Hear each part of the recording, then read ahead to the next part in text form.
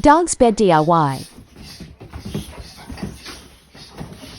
They have these dogs having this biggest bed.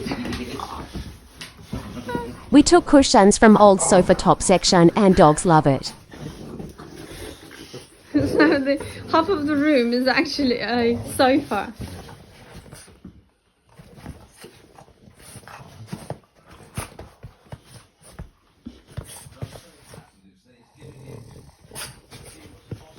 You got there.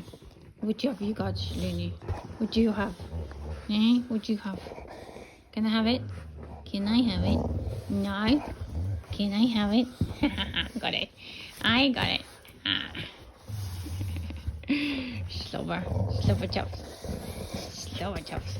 She gets the growl. She's doing the growl. Chanella, you only one who doesn't growl, don't you?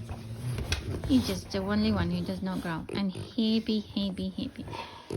He's a happy chubby. So the old sofa's gone into skip, and that's what's left from the old sofa. The biggest bed for dogs.